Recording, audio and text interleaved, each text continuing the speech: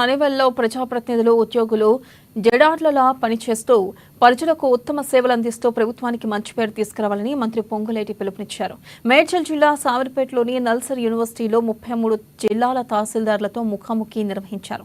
ఈ కార్యక్రమానికి ముఖ్య అతిథిగా మంత్రి పొంగులేటి శ్రీనివాసరెడ్డి హాజరయ్యారు.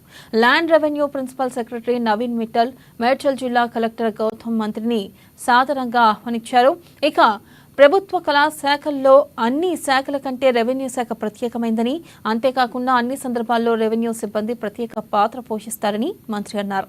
రెవెన్యూ చట్టాల సవరణలో క్షేత్రస్థాయిలో ఉండే సమస్యలపై ఎంఆర్ఓలు ఇచ్చే సలహాలు, సూచనలను అవసరమైన మేరకు పరిగణలోకి తీసుకుంటామని మంత్రి పొంగులేటి వివరించారు. ఈ ప్రభుత్వం యొక్క ఆలోచనలు ఏంటో చాలా వరకు మీకు కూడా ప్రత్యక్షంగా నేను చాలా తక్కువ మందిని కలిసి ఉంటాను. పరోక్షంగా ఈ ప్రభుత్వం యొక్క మనసులో ఉన్న ఆలోచనలు, ఈ ప్రభుత్వం యొక్క విధి విధానం, ఈ ప్రభుత్వం పేదోడు పక్షాన్ని ఎలా పనిచేయాలని తపన పడుతుందో మీరు ఇంటానే ఉన్నారు.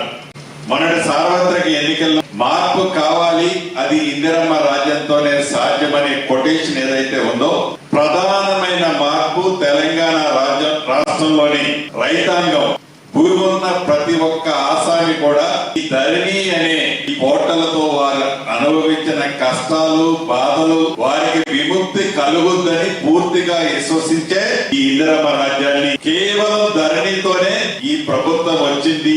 తప్పకుండా చెప్పక తప్ప. నేను ఎవరినో విమర్శించడానికి చేయటంలా, ఇది విమర్శ కాదు. ఎందుకంటే సచ్చిన పోమని ఎన్నిసార్లు చంపినా అది సచ్చిన పోమే. ఫలానా ఫలానా అన్నదానికంటే మన మార్పు ప్రజలు ఏం కోరుకుంటున్నారో అది మనం చేయడానికి ఉన్న తపనలో భాగంగా, ఆ చేయడానికి మీకున్న అడ్డీస్ ఏంటో ప్రత్యక్షంగా ఒకసారి మీ ముందే కూర్చొని మీ సమస్యలు ఎందామో అన్న దాంట్లో భాగమే ఈ రోజు ఈ సమావేశం యొక్క ముఖ్య ఉద్దేశం. చాలా విషయాలు చెప్పారు. అది ఎన్నికల టైంలో ట్రాన్స్ఫర్స్ విషయం. దీన్ని మొన్న అనేక సందర్భాల్లో మీ సంఘ నాయకులు ఎప్పుడన్నా 1-to-1 నేను మెట్లగా కూర్చున్నప్పుడు మీ రవీంద్ర రెడ్డి గారు